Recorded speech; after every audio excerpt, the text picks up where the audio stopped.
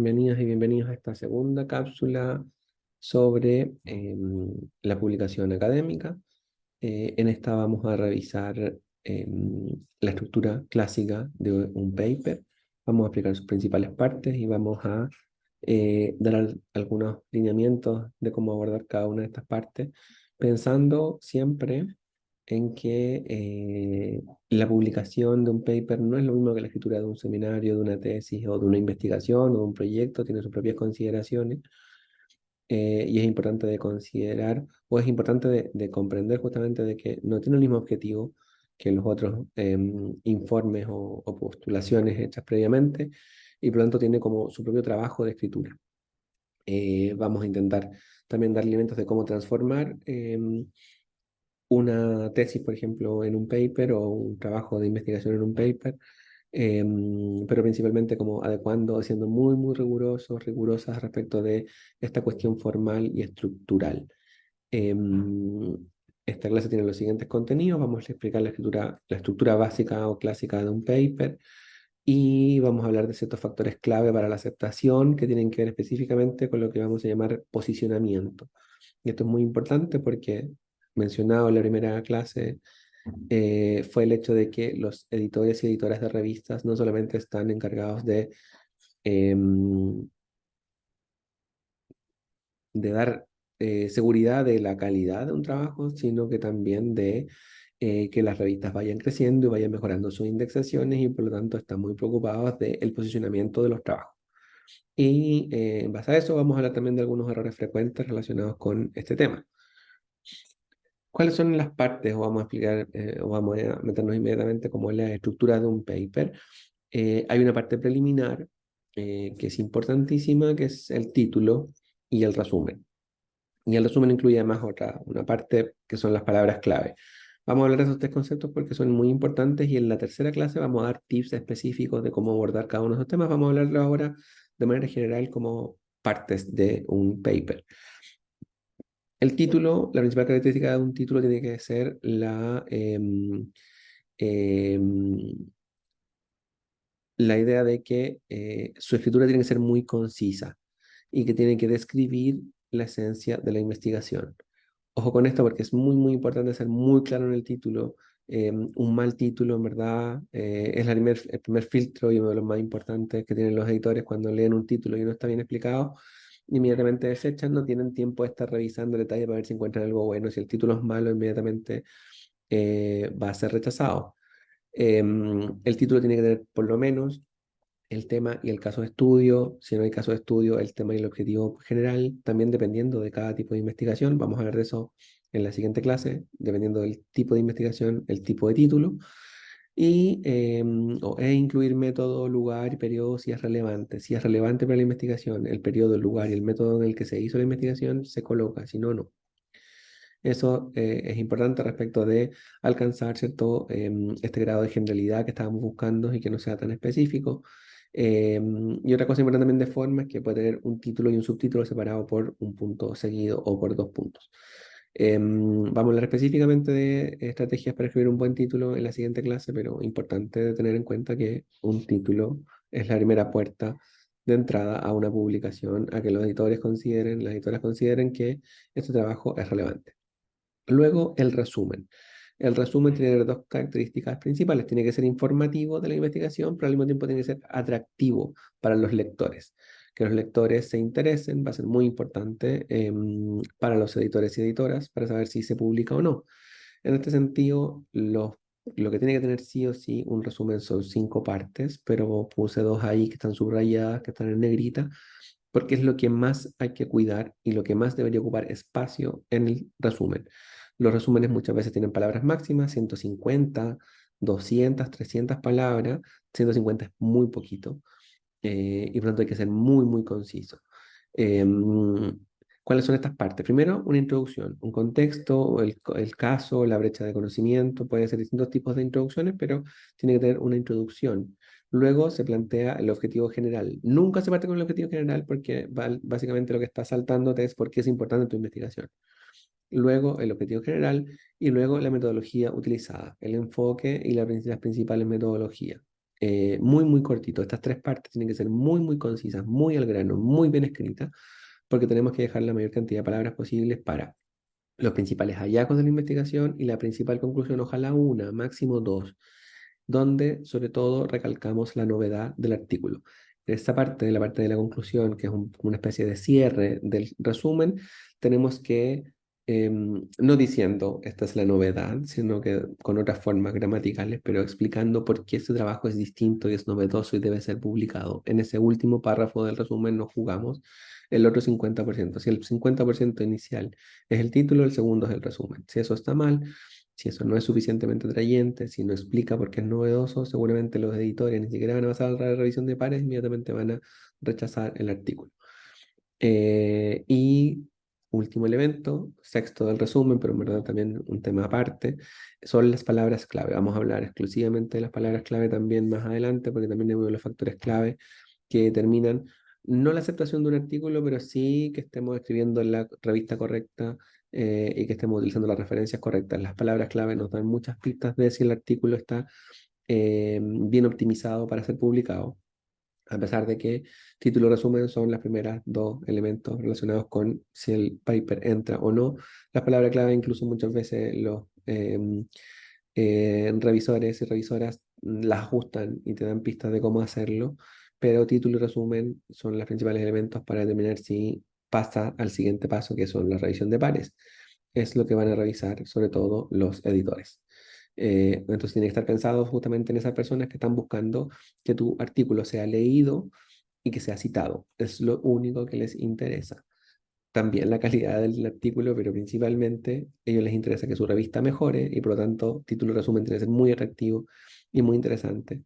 Y tiene que asegurar de que esto va a ser leído. Principalmente, seguramente a ustedes les pasa también, como leen, se acercan a un artículo, lo buscan en Google Scholar, lo encuentran, van al abstract y dicen, "Ah, no, no, no es lo que yo busco, no es interesante, no, creo que no tiene buenos hallazgos, no sé, no entendí bien", y no lo lees completo y no lo citas. Título de resumen, puerta de entrada, editores. Pensar en editores y editoras que buscan calidad, pero también buscan que su revista crezca. Introducción y las partes de la introducción también son importantes, pero ya pensando no en los editores, sino que pensando en los revisores.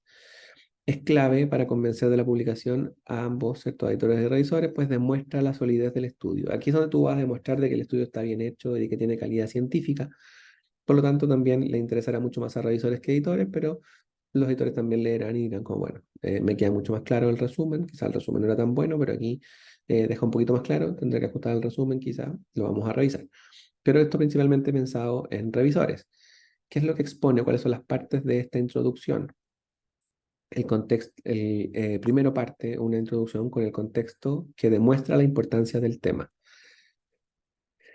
Muchas veces esta es la única parte donde uno expone el proyecto o la investigación como un problema técnico, como un problema práctico, pero principalmente como una brecha de conocimiento. Aquí está la importancia. ¿Por qué se justifica estudiar este tema con esta metodología, con este tipo de datos? Entonces, ojo con esa parte. La primera, uno parte demostrando de por qué esto es importante. Luego está la revisión y conceptualización general. No es la revisión de literatura completa, no es el marco teórico, sino que es una parte resumida, y aquí es donde van las referencias bibliográficas más clásicas, las que definen un concepto. Entonces, expone uno como el tema central de esta investigación será tal, entendido como, y ahí uno cita al principal autor, a la madre o al padre del tema, y algunas referencias más contemporáneas que explican un poquito la brecha de conocimiento. Muy resumido entonces la revisión de literatura. Vamos a hablar un poquito del marco teórico a continuación, pero a veces esta parte es más o menos extendida en función de si existe o no la posibilidad de tener un encuadre o marco teórico en el paper. Lo voy a explicar a continuación. Luego, el objetivo de investigación, en el sentido de exponer, ¿cierto? ¿Cuál es el objetivo de este trabajo para llenar esa brecha de conocimiento que está en la literatura y que está en la conceptualización? Luego, la pregunta de investigación o hipótesis. Esto, el objetivo de la pregunta de investigación e hipótesis pueden ser intercambiables. Muchas veces uno cierra la relación de la literatura con una pregunta, lo que abre el objetivo y la hipótesis, o primero plantea el objetivo para responder a la pregunta y para comprobar la hipótesis, etc. Luego, una explicación un poquito más extensa que en el resumen de la metodología, pero no es la metodología, no se explica toda la metodología, sino lo que se hace es justificar la metodología, en el sentido de plantear de nuevo cuáles son los instrumentos metodológicos, los procedimientos que se utilizan y eh, por qué se cree que esta es la mejor forma de investigar este tema. Y ahí también muchas veces van otras referencias bibliográficas a otros autores y autoras que han trabajado con esta metodología, a alguien que ha dicho que esta es una metodología relevante o que sirve para este tipo de fenómenos, etcétera. Entonces nosotros justificamos en la introducción por qué utilizamos esos métodos. Y por último, aquí no se presentan ni resultados, ni hallazgos, ni conclusiones, ni nada. Se deja ahí, ¿cierto? Porque se investiga este tema con tal tema, o sea, con tal cuestión, y después se expone una estructura del paper o mapa. Esto no es obligatorio, pero la mayoría de las revistas científicas lo agradecen y al mismo tiempo algunas incluso lo obligan. Entregar un mapa de la tesis, o sea, de la tesis, perdón, del paper es importante. ¿Qué quiere decir eso? ¿Qué quiere decir un mapa? Un mapa es una explicación de qué es lo que va a venir en los siguientes capítulos. Entonces, los siguientes, ahí se explica, ¿cierto? La introducción, va a venir un capítulo de marco teórico que va a explicar tales cosas, luego va a venir algunos datos sobre el caso de estudio, luego vamos a aprender sobre el método, finalmente vamos a establecer los resultados en tres grandes capítulos y vamos a establecer las conclusiones. Ese es un mapa del paper. Luego de la introducción, ¿cierto? Que es importante. Aquí también demostramos de que esto es interesante y de que vale la pena, pero principalmente de que nuestro trabajo fue riguroso. De nuevo, la introducción nos permite demostrar a los revisores de que este trabajo fue bien hecho y es un trabajo científico y no es una opinión sobre ciertas cosas ni otro tipo de escritura no científica. Luego entonces se expone el diseño de la investigación, que principalmente está en el marco encuadre teórico, que de nuevo, como les mencionaba antes, pongo ahí entre paréntesis, está en peligro de extinción. Muchas revistas, las mejores revistas del mundo, están eliminando el apartado de encuadre teórico. No les interesa una gran profundización teórica, les interesa ir directamente a los resultados y por lo tanto el marco teórico, las principales referencias bibliográficas van a estar en la introducción en esta parte, en revisión de literatura y conceptualización. Entonces, si no existe o la revista no sugiere un encuadre o un marco teórico, vamos a colocar nuestra revisión de literatura en esta parte, en la introducción, en la revisión de literatura y conceptualización. Si lo permite y lo sugiere, vamos a desarrollar un marco teórico y vamos a dejar solamente un resumen en la introducción, los principales autores, dos o tres. Eso siempre y cuando, de nuevo, esté aquí en el encuadre teórico permitido en el artículo.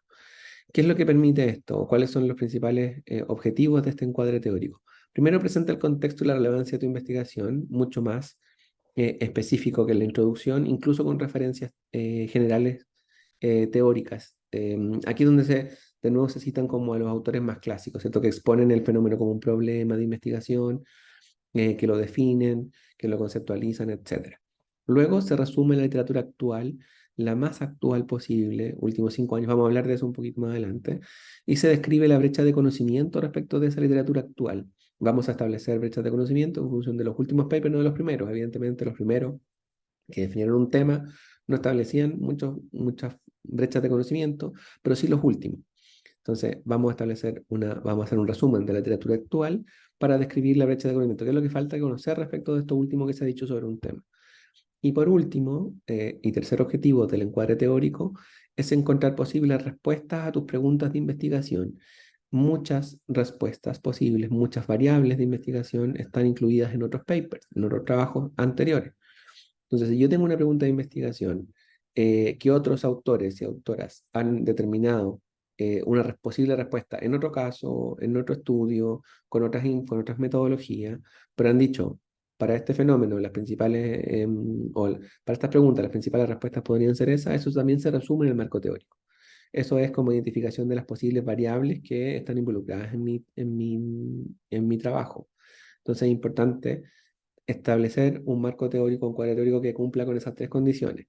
Presenta el contexto, relevancia, principal concepto, resume la literatura actual y describe la brecha de conocimiento, expone las posibles respuestas a mi pregunta en función de la teoría. Esas son las principales preguntas que tenemos que hacernos cuando revisamos nuestro marco teórico. Ojo también con establecer un marco teórico muy complejo. Normalmente hablamos de un campo, un tema, un concepto, no hablamos de 20 o 30, ni tampoco 4 o 5. Muchas veces en las seminarios de investigación, en las tesis, tenemos 4 o 5 teorías que explican un fenómeno porque más bien fue exploratorio. Tenemos que tratar de elegir uno concreto y profundizarlo con las referencias clásicas. Lo vamos a hablar a continuación también en la siguiente clase, cómo actualizar nuestro marco teórico en función de si tenemos una tesis o un seminario o un proyecto, cómo lo actualizamos para que sea relevante para un paper que es distinto. Entonces, de nuevo, tiene que presentar el contexto, la relevancia y la conceptualización clásica de un tema, tiene que resumir la literatura actual, describir la brecha de conocimiento y tiene que establecer algunas posibles respuestas con las que después vamos a discutir en la discusión de resultados. Vamos a hablar de eso también a continuación, pero eso es un encuadre teórico de un paper que es distinto al de una tesis, que puede ser amplio y pueden ser varios temas. Aquí hay que elegir, tratar de elegir uno solo con el que vamos a discutir. Luego vamos a describir el método, pero aquí detalladamente. En este capítulo se detalla específicamente las muestras, los instrumentos y procedimientos utilizados, las variables de estudio y detalles específicos, a pesar de que tampoco es un capítulo muy largo, sí se presentan detalles. Antes la metodología había sido presentada en una, dos, tres líneas. Aquí ya tenemos dos, tres párrafos para poder detallar el método. ¿Qué es lo principal de este capítulo? Nosotros tenemos que demostrar que este trabajo es replicable. ¿Qué quiere decir? Tenemos que mostrar la suficiente información para decirle a otros investigadores e investigadoras, si usted hace esto mismo, usted va a llegar a los mismos resultados.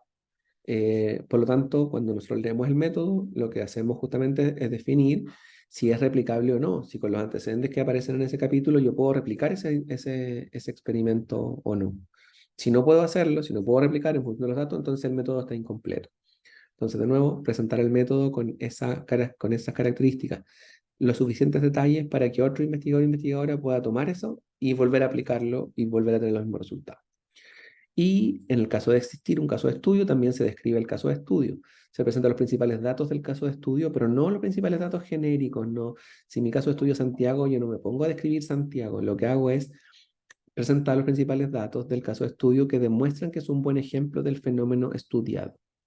Esto es muy importante porque muchas veces se gastan un montón de palabras en describir un caso de estudio, cuando en verdad lo que importa un caso de estudio para un paper es porque ese caso es relevante, es el mejor caso posible para estudiar este fenómeno. Hay que relacionar ese caso de estudio con el fenómeno. ¿Qué está pasando allí? ¿Cuáles son los datos que demuestran de que allí hay un problema de investigación?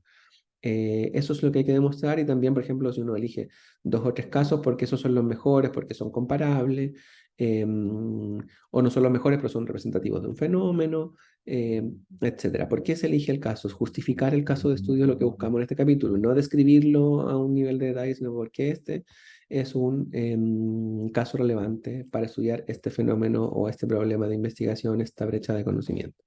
Eso es lo que buscamos en esos tres capítulos que son el diseño de la investigación. No son muy largos, son específicos, pero tienen que tener como esas consideraciones. De marco teórico tienen que tener el contexto y problema y concepto general del estudio, la literatura actual y cuáles son la literatura que nos entrega posibles respuestas a nuestras preguntas. En el método tenemos que demostrar replicabilidad y en el caso de estudio tenemos que demostrar por qué ese caso es bueno para estudiar el fenómeno que estamos estudiando. Luego, en la parte de resultados, también vamos a hacer un poquito más específico en la siguiente clase, que es más de tips, más de cuestiones específicas de cómo hacer que un trabajo sea más publicable, pero en estricto rigor los resultados de un paper tienen dos características principales, o dos partes principales, perdón.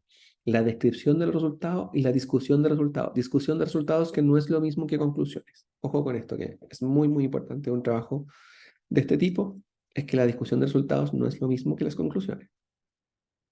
Entonces, en la primera parte de la descripción de resultados, nosotros vamos a presentar los principales hallazgos de la investigación de manera clara y objetiva.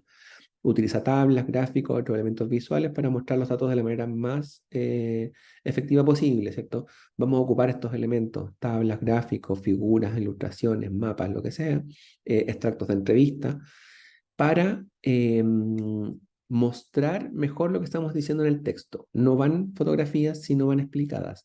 Es solamente apoyo, no van fotografías, no van mapas, no van citas textuales si es que no están explicadas en el texto. De hecho, en el texto tiene que decir como el argumento es tal, entre paréntesis, ver la tabla 1. Los elementos gráficos son solamente de apoyo. Por eso algunas revistas no los permiten incluso. Entonces, como ahí tienes que ponerlo al argumento. Si hay elementos que los validan, bueno, queda en tu resultado de investigación, pero no se permiten apoyos. Son solamente apoyos, no puede ir nada en términos de un elemento específico que no esté dicho antes o no esté argumentado antes en el paper. Y importante de la descripción de los resultados es asegurarse que estos tengan relación con las preguntas y con las hipótesis planteadas. Siempre pensar que esos capítulos están respondiendo a alguna parte de la pregunta o tratando de corroborar alguna parte de la hipótesis. Importante de revisar eso. Entonces, primero se describe los resultados, descripción, ¿cierto? Yo cuento lo que veo, cuento lo que los resultados me arrojan, los describo muy bien, muy en detalle lo que me interesa, me apoyo con elementos. Los elementos no estructuran mi argumentación, sino que mi argumentación después va a exigir ciertos elementos de apoyo. Esto es muy importante porque muchas veces lo que se hace en un seminario o una tesis es decir, como, bueno, hago una encuesta, hago una entrevista, qué sé yo, saco mis resultados y voy colocando los resultados y después los relleno con argumentación. Este ejercicio de un paper es todo lo contrario. Es establecer la argumentación, lo que yo quiero decir, y luego encontrar el mejor elemento posible para apoyar ese argumento que yo estoy exponiendo. No es al revés, no es yo pongo todos los gráficos, después los describo, sino que todo lo contrario. Escribo lo que quiero decir a través de primero un punteo, lo desarrollo, y luego elijo del material gráfico que tengo cuál es el elemento que mejor apoya lo que yo estoy diciendo. Ojo con hacerlo de manera inversa, porque seguramente van a quedar una descripción de resultados abultada y que no va al grano y que no demuestra que es novedosa, sino que más bien como datos por datos. Y eso no tiene mucho sentido para un paper. Quizás sí para una tesis, que es más exploratoria, pero no para un paper. Y luego hay que establecer un capítulo específico de discusión de resultados. ¿Qué es lo que hace la discusión de resultados? Interpreta la descripción de resultados, ¿cierto? Los contextualiza en relación a la literatura existente. Vuelve a discutir con la literatura que se presentó, sobre todo la literatura actual. No nos interesa discutir con la literatura clásica que definió el tema, sino que nos interesa decir como, bueno, estos resultados cómo complementan, cómo aportan, cómo son distintos respecto de lo que se ha estado diciendo en los últimos años respecto de mi tema. Destacan las implicancias y las limitaciones de tu estudio, proporciona una argumentación lógica respaldada por evidencia para respaldar conclusiones. Aquí, la discusión de resultados es donde se exponen los hallazgos de investigación. Entonces yo describo y voy encontrando cosas, las puedo ir dejando ahí como pistas, migas de pan, ¿cierto? Como en la descripción de qué es lo que yo voy a decir, pero luego la discusión es donde yo pongo mis principales argumentos a disposición. ¿Por qué se hace así? Se hace así para que los revisores tengan muy claro cuál es la diferencia entre lo que yo estoy describiendo y lo que yo estoy estableciendo como una segunda derivada de esa descripción que me permite discutir con la teoría, que me permite amortar el campo de estudio, que me permite complementar los estudios, que me permite llenar la brecha de conocimiento. La discusión de resultados hay que dedicarle tiempo, incluso mucho más que la descripción. Em, de nuevo, la discusión de resultados permite interpretar los resultados antes descritos, contextualizarlos a la luz de la literatura actual existente. De lo último que revisamos, ¿se acuerdan? De marco teórico, dijimos resumen de la literatura actual y cuáles son las posibles respuestas a tus preguntas que vienen de la teoría. Vamos a hacer una discusión de resultados que establezca relación entre lo que yo estoy viendo en la descripción de resultados y, de nuevo, la literatura actual y las posibles respuestas que salían de la teoría. Eso que muchas veces ha sido considerado conclusiones, no son conclusiones. Vamos a establecer unas otras cosas distintas en las conclusiones. Esto es discusión de resultados. Entonces, de manera lógica y respaldada, por evidencia, se exponen los hallazgos principales de la investigación. Y luego están los elementos de cierre, ¿cierto? Que son las conclusiones, la bibliografía. Respecto a la bibliografía, cuidar mucho los temas de forma. Otra cuestión importante que ven no tanto los revisores, sino que los editores, es que la bibliografía está bien hecha. Si les va a llevar mucho tiempo de arreglar eso, porque se lo tienen que mandar al corrector de estilo, el corrector de estilo va a dar un montón de observaciones de que está todo mal hecho, de que se adecue mejor y que faltan un montón de datos y no se entiende la bibliografía, te van a rechazar simplemente porque no les interesa darle ese trabajo a su corrector de estilo. El corrector de estilo es una persona que toma los papers y dice, bueno, revisa los tiempos verbales, revisa que no haya palabras mal escritas, revisa que esté todo bien citado y la cita lleva mucho tiempo. Si el investigador o la investigadora entrega un paper mal citado, te lo van a rechazar solamente por temas formales. Puede ser un muy buen trabajo, pero si está mal citado, el editor va a decir como, no quiero que mi editor de estilo tiene mucho trabajo, tiene otro paper que revisar, que se esté 2, 3 días solamente en este paper porque no sabe citar. Entonces, ojo con la bibliografía, citar de la manera más correcta posible. Y las conclusiones, que también es parte central. Tiene ciertas partes que también las vamos a recordar más adelante, pero están aquí las principales. Recuerdas, aparte las conclusiones, con recortar la brecha de conocimiento, el objetivo, la pregunta de investigación. Hay que recortarla, hay que volver a establecer el thesis statement, ¿cierto? Como de qué se trata esta investigación, ¿no? Con la idea de que también pueda ser entendida en sí mismo. ¿Por qué es importante que este capítulo sea entendido en sí mismo? Porque muchas veces lo que hace uno es, leo el abstract, me interesa, leo las conclusiones, y si entiendo bien las conclusiones, recién me leo el paper completo. Eh, Esa es la estrategia básica para poder leer mucha bibliografía científica y no morir en el intento. Leo el abstract, me interesa, leo las conclusiones, encuentro que la discusión y los hallazgos están bien resumidos y luego me lo leo completo si es que me interesa. Entonces tiene que entenderse en sí mismo. Recuerda el objetivo de la investigación entonces, resume los principales hallazgos de tu estudio y su importancia para, para la ciencia, ¿cierto? Para su importancia en la medida que llena o no la brecha de conocimiento que estamos proponiendo. Y proporciona recomendaciones futuras de investigación o aplicación. Y cierra con un párrafo fuerte. Esto es otra cuestión como clásica de las conclusiones, que cierra con una limitación o algo así como medio como fome. Y es como eso también tiene que ser atractivo porque lo que buscamos, lo que buscan los editores, que esto sea leído y que llame la atención. Entonces hay que cerrar con un párrafo fuerte de la investigación, con alguna, que pueden ser a veces recomendaciones futuras y aplicaciones, pero a veces no, a veces hay que volver a recordar el principal hallazgo y decir por qué es novedoso.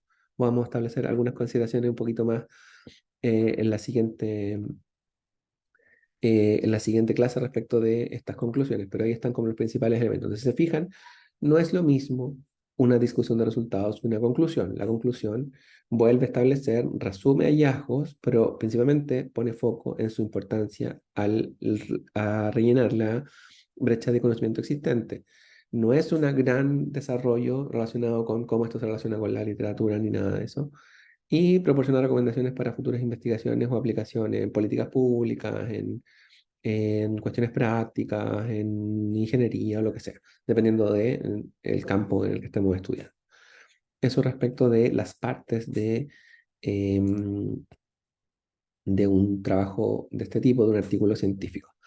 Y ahora voy a empezar a hablar, voy a empezar a introducir más bien, o voy a tratar de vincular estas partes con la siguiente clase, que es más bien de cómo mejorar la publicabilidad de un trabajo. ¿Cuáles son los factores clave para que sea publicado un trabajo? Primero, la temática, que tiene que ser clara, vamos a hablar un poquito más de la claridad más adelante, relevante y novedosa. La bibliografía tiene que ser relevante y actual. El método tiene que ser robusto y validado. El cuarto punto tiene que ver con el posicionamiento, sobre todo un posicionamiento digital del trabajo. Vamos a hablar un poquito de eso también más adelante. Y por último, el idioma. Muchas veces, si no somos, como les comentaba antes, muchas de las revistas de buena calidad están en inglés, por lo tanto, sería bueno tratar de empezar a escribir en inglés. Pero también, si uno no es hablante nativo en inglés, idealmente apoyarse en un editor científico que mejore nuestro trabajo. Es importante que la traducción sea de calidad porque también es una cuestión formal. Si el editor ve que el inglés no es muy bueno, seguramente lo va a rechazar inmediatamente a pesar de que tenga valor y que sea una buena investigación. ¿Qué es el posicionamiento académico o qué es el posicionamiento científico de un trabajo? Lo vamos a explicar a continuación y se basa principalmente en 3 elementos que son los que vamos a profundizar en la siguiente clase. Estos elementos y otros. Entonces, ¿qué es lo principal de un trabajo? A todo el mundo le interesa que te citen. A los editores, a los revisores y a ti mismo, a ti misma, tiene que interesarte que el trabajo sea citado. No es baladí que el trabajo pueda ser citado, que pueda ser encontrado en internet, etcétera, porque es lo que te va a permitir seguir como escalando y seguramente a la siguiente oportunidad publicar en una revista mejor. Si tu trabajo no es citado, no vas a escalar en el mundo de las publicaciones académicas.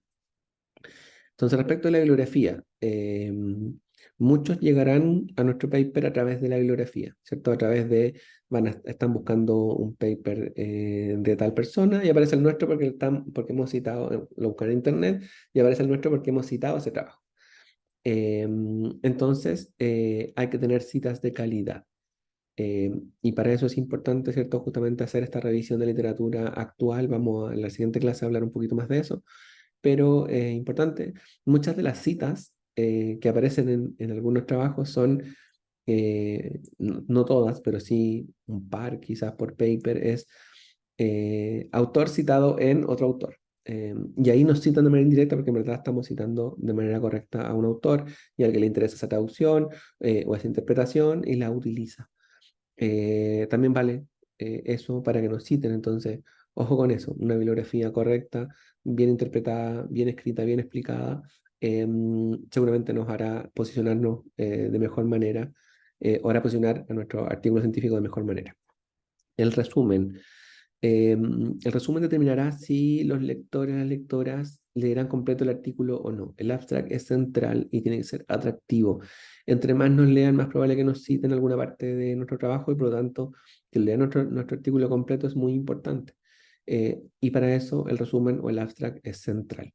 Y luego algunas cuestiones importantes de posicionamiento, sobre todo en Internet, son un título de calidad y unas keywords o palabras clave de calidad. Los motores de búsqueda usan principalmente estos parámetros para entregarle a quien busca, ¿cierto? En Google Scholar o en Scopus o en los bases de datos de WOS, el mejor trabajo posible para lo que estamos buscando y por lo tanto que el título y que las keywords estén correctamente utilizadas es muy clave para el posicionamiento académico. No cometer errores. Si los editores creen y las editoras creen que no te citarán, no te publicarán. Si alguien le dice como, sería raro que alguien cite a esto muy específico, no está muy, no llama la atención, no lo van a leer, no lo van a publicar, más allá de que sea un trabajo científico impecable, que tenga un método robusto, que te entregue hallazgos interesantes. Si los editores creen que nadie te va a citar, no te van a publicar. ¿Cuáles son esos elementos que tienen que ver justamente con las cosas anteriores? Bibliografía, resumen y título son una bibliografía desconectada del campo. Usar una bibliografía actualizada de alto impacto es muy importante. Si no es así, nuestra bibliografía está desconectada y nadie va a llegar a nuestro paper, nadie nos va a citar. Evitar citar tesis, trabajos poco citados, ¿cierto? Entonces, muchos trabajos como la tesis del no sé quién, eso no, tratar de buscar fuentes bibliográficas de calidad. En buenas revistas o papers muy citados. Eh, O también usar cosas específicas. Si voy a describir el gran concepto X y utilizo la tesis de Perico de los Palotes que me encontré en la universidad de no sé dónde, por ahí perdí en internet, que decía que este concepto era tal. No utilizar referencias específicas para explicar cosas generales, encontrar la mejor referencia posible es importantísimo. Em, de nuevo, eso demuestra al editor que esto va a ser muy publicable. Un resumen aburrido. Simplificar al máximo todo lo que no es resultado y novedad y contribución al campo de estudio. Toda la parte del objetivo, la método. Entonces, lo más pequeño y conciso posible, simplificar lo que sea muy, muy sencillo, donde tenemos que gastarnos las palabras del resumen, es resultados interesantes, conclusiones novedosas y cómo demostramos que contribuimos al campo de estudio. Y por último, el título y las keywords, buena redacción, inclusión del tema central y el caso, inclusión de las palabras clave en el título. Esto es muy importante porque se ha dicho mucho tiempo de manera equivocadísima de que las palabras clave son complementarias, las palabras clave se utilizan para que nos encuentren por otros términos. El problema de eso es que el posicionamiento web, ¿cierto? Cuando a ti te buscan por internet en un motor de búsqueda como Google Scholar, premian, ¿cierto? Las palabras clave que se van repitiendo. Y nosotros lo que nos interesa es estar en las primeras páginas de Google Scholar con nuestra paper, que parezcamos en la primera, segunda, tercera página. El problema de establecer como palabras clave que disparan para todos lados, que vamos a aparecer en cada una de esas palabras, vamos a aparecer seguramente, pero vamos a aparecer en la página número 80. Entonces, voy a poner esta palabra clave porque yo utilicé una en el título que es tal, y la palabra clave está para que la gente me encuentre también por esto. Si vamos a aparecer en Google seguramente en la página 80 porque no es relevante el tema. Las keywords son importantes que estén en el resumen, que estén en el título, que estén en la introducción y que se vayan repitiendo, quizás de distintas formas, quizás con algunos sinónimos, pero los keywords son importantes y se deben repetir mucho con la idea de que a Google Scholar y a todas las bases de datos les quede muy claro de que ese es el tema central y no que tenemos 80 temas distintos. Ojo con eso. Establecer palabras clave que tengan que ver con nuestra disciplina también es central. Nadie busca palabras clave que no tienen que ver con la disciplina. Yo soy urbanista y no voy a buscar palabras clave relacionadas con otras cosas o con palabras como rebuscadas. No tiene ningún sentido porque nadie busca así en Internet. Entonces, tenía sentido quizás para otras fórmulas, pero hoy día la principal forma de visualizar trabajos académicos es a través de motores de búsqueda en Internet. Rara vez uno va a una biblioteca a buscar un paper. Lo normalmente es meterse a Google Scholar y buscar conceptos que todo el mundo utiliza, conceptos que están repetidos muchas veces en investigación, no conceptos raros, no conceptos que nadie conoce, conceptos que tienen que ver mucho que ver con la disciplina, qué es lo que buscaría un arquitecto, una arquitecta, un urbanista, una urbanista para encontrar un trabajo que le interesa, son estos y están en el título y están en todas partes. Eso respecto de título y keywords. Otros factores que no tienen que ver con tu paper y es importante de saber porque seguramente podrá explicar por qué un trabajo que nosotros consideramos de calidad y que tiene futuro no está siendo publicado y no nos tiene que desanimar. ¿Por qué lo pongo aquí? Porque no tenemos que desanimarnos porque hay otros factores que algunos se pueden arreglar, otros no, pero que tienen que ver con que nos puedan rechazar un paper que no tiene que ver con la calidad del trabajo. Cosa importante, la optimización digital. Revisa los tipos de palabras clave, los títulos y los autores de los papers de la revista que elegiste. Muchas veces una revista, simplemente porque no utiliza esas palabras clave, porque no utiliza ese tipo de título y no utiliza esos tipos de abstract, rechazan, no porque el trabajo no tenga calidad, sino porque la revista no tiene ese enfoque. Revisen bien los últimos números, los últimos artículos publicados y vean cómo se escriben los títulos, como una cuestión más bien incluso de forma. Cómo se escribe un abstract, cuáles son las palabras clave que utilizan para poder comprender eh, qué es lo que están buscando los editores y editoras, que son personas que tienen gustos, más allá de que tratan de tener una objetividad científica, tienen gustos y les gustan ciertas formas de cómo se expresan ciertas cosas y por eso rechazan los nuevos artículos. Esa interfaz humana que hay que comprenderla, por lo tanto hay que tratar de hablar en ese idioma, en la optimización digital, en decirle, esto va a ser encontrado en Internet, esto va a ser citado, y a usted le conviene que mi trabajo sea publicado en su revista porque seguramente va a tener muchas citas y va a seguir creciendo como revista. Otra cosa importante es la evolución del enfoque de la revista. Muchas veces las revistas tienen un nombre, tienen unas líneas de investigación y qué sé yo, pero muchas veces esas van cambiando en el tiempo. Revisar las temáticas, la línea de investigación de los últimos números es importante. Porque, claro, uno puede ver en una revista que el 2000 publicó mucho sobre un tema y después se aburrió de ese tema, no quiere más saber del tema porque en verdad se... Y uno manda un paper a una revista que en verdad está saturada de ese tema y que en los últimos 5 años no publicaba nada sobre eso porque no le interesa, porque ya cree que se escribió lo suficiente, quiere buscar nuevos temas. Ojo con la evolución del enfoque de las revistas. Lean los últimos artículos, vean los últimos años de las revistas para identificar como, sí, mi trabajo tiene que ver con esta revista y seguramente le interesa a este editor. Al mismo tiempo no está repetido, es relativamente nuevo, se complementa con estos otros. Yo puedo citar y generar como una especie de ecosistema ahí en relación con la revista que al editor va a ser, a los editores les va a ser muy interesante. Y otra cuestión importante es la cantidad de artículos recibidos. Muchos editores y editoras van a rechazar simplemente porque tienen un montón de paper en cola en revisión. Y seguramente les van a llegar varios, van a tener como... Y simplemente revisan y si no es de suficiente calidad para decir como... O incluso a veces puede ser de calidad, pero es como, mira, yo sé que esto se va a publicar en 3 años, mejor, mejor rechazo. Revisa los tiempos de publicación, muchas revistas. Se puede preguntar a veces a los editores cuáles son los tiempos más o menos y normalmente te responden por correo electrónico como sí, mira, estamos entre tal y tal. O muchas revistas también ponen en los papers la fecha en que ingresó el paper y la fecha en que fue publicado. Uno baja el paper, los últimos, y dice como, este paper ingresó el 2020 y se publicó el 2022. Bueno, son 2 años de revisión y de publicación. Eso quiere decir que hay mucha cantidad de artículos recibidos y que seguramente si hay una cola importante, la revista le conviene o no hace miramientos en rechazar sin ningún, no les importa mucho rechazar a pesar de que cosas pudiesen tener calidad, rechazan igual. Eso respecto de otros factores, así que cuando hay un rechazo, no se desanimen, pueden explicarse por este tipo de factores, pero también puede mejorarse mucho en cada pasada con estos elementos que consideramos y que vamos a profundizar en la última cápsula, que es la siguiente, es la 3 de este curso de publicaciones académicas y revistas académicas.